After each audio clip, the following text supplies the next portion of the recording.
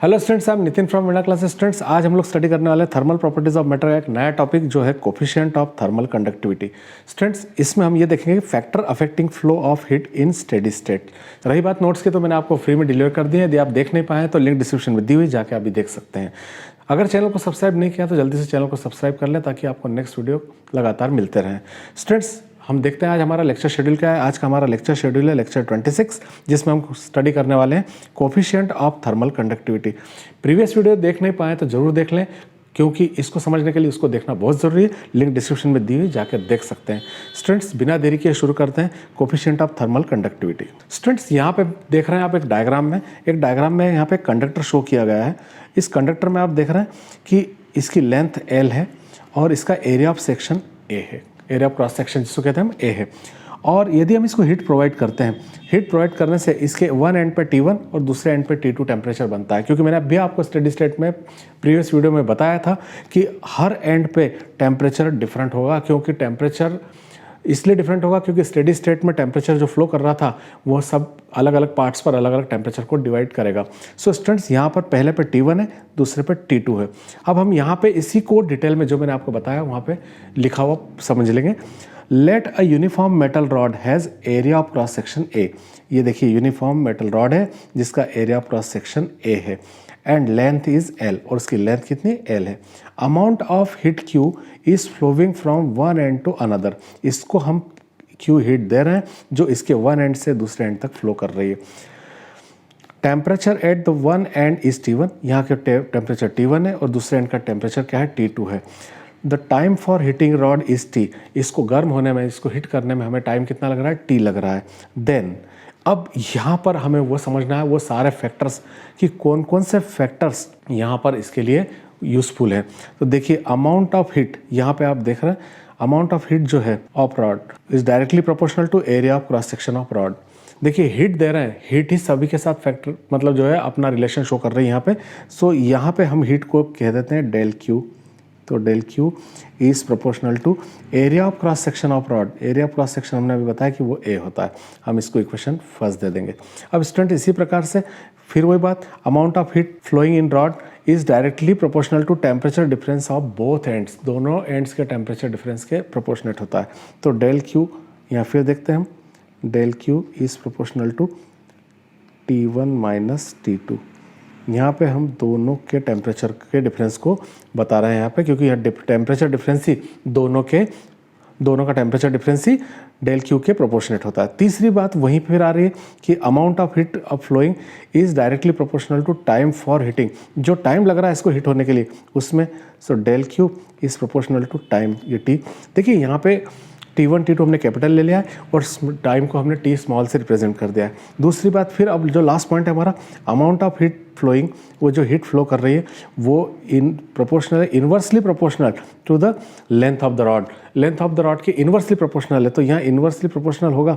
So del Q is proportional to 1/L। यहाँ से हमें सेकंड इक्वेशन, यहाँ थर्ड इक्वेशन और ये फोर्थ इक्वेशन यहाँ मिल जाती है। ये चार इक्वेशन, हमें 4 पॉइंट याद रखना है। ध्यान रहे 3 पॉइंट हमारे डायरेक्टली प्रोपोर्शनल से हैं। वो कौन कौन से हैं, देखिए एक एरिया है, एक टेम्परेचर डिफरेंस है, एक टाइम है जिसमें हीट हो रही है, वो अपनी रॉड हमारी गर्म हो रही है, और एक जो इन्वर्सली प्रोपोर्शनल है वो लेंथ है। इन चारों इक्वेशन को हम यदि कंबाइन करते हैं स्टूडेंट्स, तो चारों को कंबाइन करने से हमें मिलेगा del Q is equal to, सबसे पहले एरिया ऑफ क्रॉस सेक्शन, फिर टेम्परेचर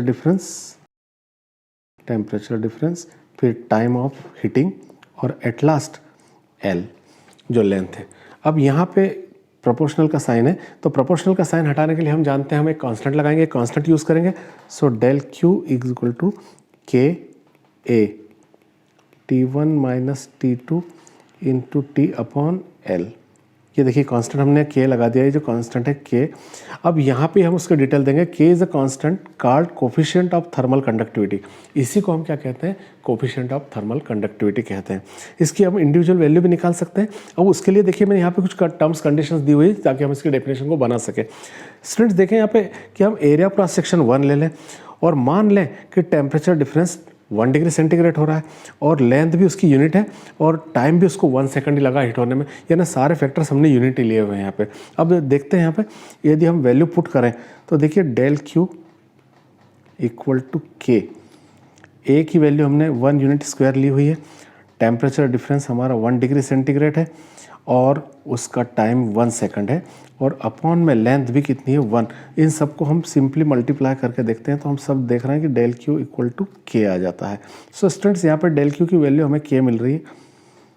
अब हम इसको डिफाइन कर देते हैं कि किस तरीके से हम इसको यूज़ कर रहे हैं। देखिए मैं आप सिंपल से आपको अपनी एक लैंग्वेज बताता हूँ, फिर हम इसको डेफिनेशन की लैंग्वेज पे भी इसको पढ़ के देख लेंगे कि यदि हम एक ऐसा कंडक्टर लें जिसकी लेंथ यूनिट हो, उसका एरिया क्रॉस सेक्शन भी यूनिट हो, और उसको हिट दें तो उसके अंदर टेम्परेचर डिफरेंस भी यूनिट आए, और इसे हिट होने में टाइम भी लगेगा यूनिट सेकंड यानी 1 सेकंड ही लगेगा, तो इसमें जो हमने हिट प्रोवाइड की है उसका मैग्नीट्यूड ही हमारा thermal coefficient of thermal conductivity कहलाएगा। तो ये थोड़ा सा हमको देखना है यहाँ पे ध्यान से। अब इसी को डेफिनेशन को हम नीचे देख रहे हैं, coefficient of thermal conductivity is numerically equal to the amount of heat. देखिए coefficient of thermal conductivity is numerically equal है उस हीट के अमाउंट ऑफ उस हीट के flowing in unit length and unit cross section rod, उस length में उस rod में फ्लो कर रही है जिसकी लेंथ भी यूनिट है और एरिया क्रॉस सेक्शन भी यूनिट है, फॉर 1 सेकंड। और कितने सेकंड के लिए? 1 सेकंड के लिए फ्लो कर रही है।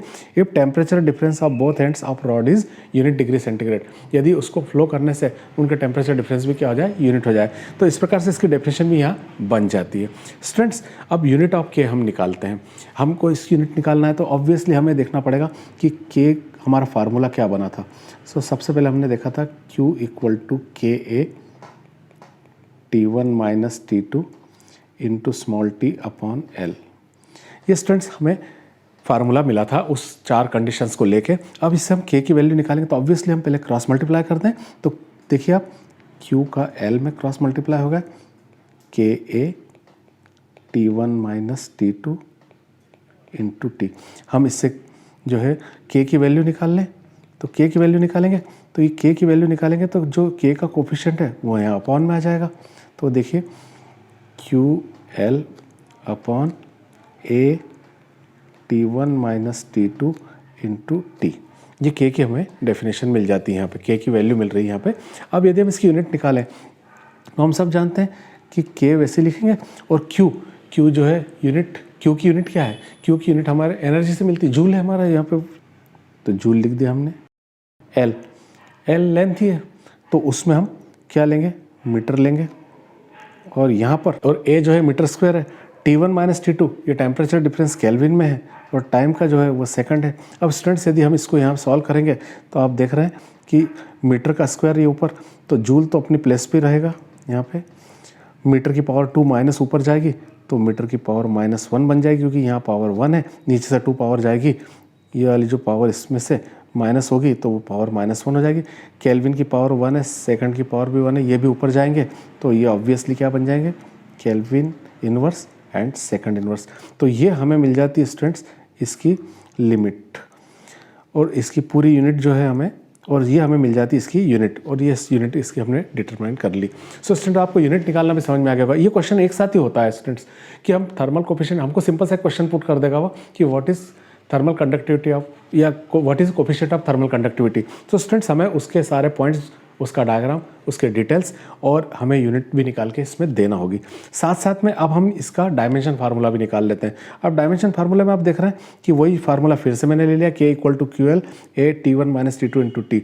अब Q के लिए डायमेंशन फार्मूला हमारा M1 L2 T माइनस 2 होता है, और L के लिए हम L लेते हैं। यहाँ पे देखें आप, L के लिए हमने L लिया लेंथ, और A area of cross section है तो उसके लिए L स्क्वायर लेंगे ऑब्वियसली।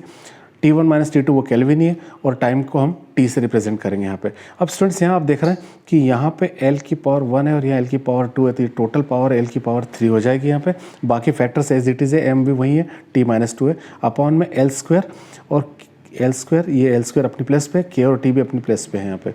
अब स्टूडेंट्स देखें कि M तो यहाँ है नहीं, तो M को हम एज इट इज़ लिख रहे हैं, लेकिन L की पावर 2 है तो L की पावर 2 ऊपर जाके माइनस करेगी तो वो बन जाएगा 1, और यहाँ से K भी जाएगा ऊपर तो K इन्वर्स हो जाएगा, और T की पावर 1 जाएगी तो -2 और -1 होकर -3, यानी इसका हमको डायमेंशन फार्मूला मिल जाता है M1 L1 K -1 T -3। So students इसके साथ साथ हमने देखा आपने कि हमने इसकी यूनिट को भी निकाल लिया, साथ में हमने डायमेंशन फार्मूला भी निकाल लिया। अब इससे रिलेवेंट न्यूमेरिकल्स को देख लेते हैं स्टूडेंट्स। हमको रिलेवेंट न्यूमेरिकल किस तरीके से होगा, कैसे होगा, ये अपन देखते हैं यहाँ। तो यहाँ आप देखें, a rod of metal has length 2 metre and radius is 0.1 centimetre. अब स्टूडेंट्स यहाँ पे न्यूमेरिकल्स में एक बात ध्यान रखने की होती है कि इसमें दोनों बार यूनिट्स या तो पूरी तरह से एसआई हो या फिर सीजीएस में हो। यहाँ आप देख रहे हैं कि इसकी मेटल की लेंथ जो है मीटर में दी हुई और उसकी जो रेडियस है वो सेंटीमीटर में दी हुई। सावधान रखें, जल्दी जल्दी में गलतियाँ होती है, उन्हीं पर हमें जो है उन्हीं को कॉन्सेंट्रेट करना ताकि गलती ना हो, ताकि हम न्यूमेरिकल को बेहतर से कर सकें। One of its end is at 300 degree centigrade. अब इसके एक एंड का टेम्परेचर दे दिया 300 degree centigrade. Rate of flow of heat from uniform cross section is 0.4 calorie per second. अब ये रेट देखिए, यहाँ पर क्रॉस सेक्शन पे जो है रेट ऑफ फ्लो दिया हुआ है। यहाँ पे इस वर्ड को थोड़ा ध्यान देना, rate of flow.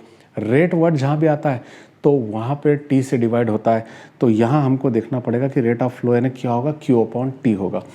Find temperature of other and, तो एक एंड का टेम्परेचर तो 300 दे दिया है, दूसरे एंड का टेम्परेचर हमें फाइंड करना है और उसके लिए K की वैल्यू भी उसने हमें दे दी है, K equal to 0.18 calorie per second centimetre degree centigrade. Students, तो यहाँ पे हम गिवन में पहले लिख लेते हैं। हमें जो न्यूमेरिकल की पहली स्टेप यही होती है कि पहले हमें उसे पढ़ लेना चाहिए और उसके गिवन्स को सब लिख लेना चाहिए। अब देखिए, rate of flow of heat Q upon T दिया हुआ, मैंने आपसे कहा था Q अपॉन टी होगा और उसकी वैल्यू हमें दी है 0.4 कैलोरी पर सेकंड।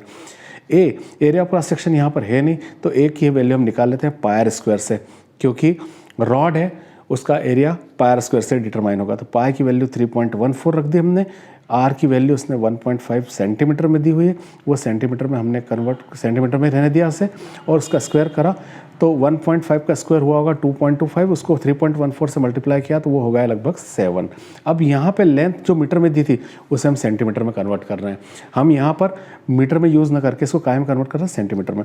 और टेम्परेचर सेंटीग्रेड एक एंड का दिया है और दूसरे एंड का हमसे पूछा है। अब इसको हम फार्मूले पे लेते हैं स्टूडेंट्स।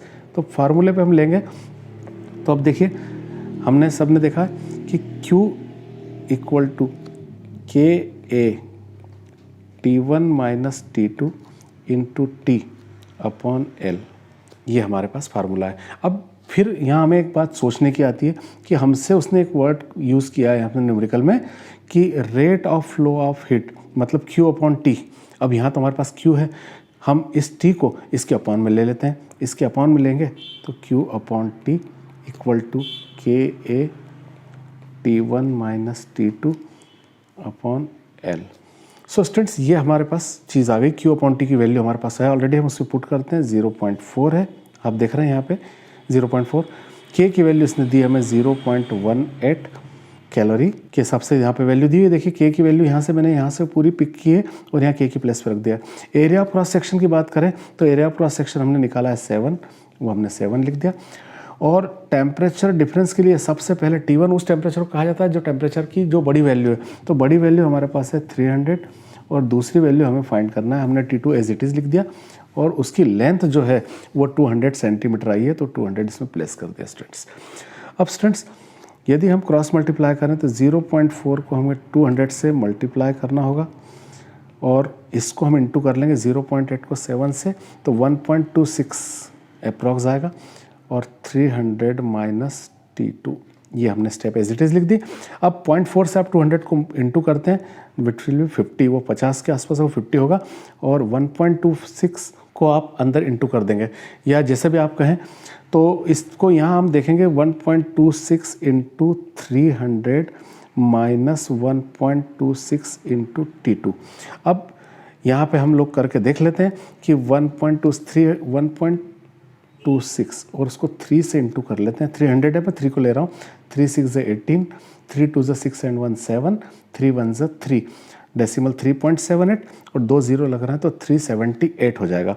तो 50 इक्वल टू 378 माइनस 1.26 T2। ये माइनस का 1.26 को हम लेफ्ट हैंड साइड पे ले आते हैं तो वो प्लस का हो जाएगा और 378 में से इस 50 को इधर ले आते हैं तो माइनस हो जाएगा। अब स्टूडेंट्स 1.26 378 में से 50 को माइनस करेंगे हम तो ऑब्वियसली कितना बचना चाहिए, 328।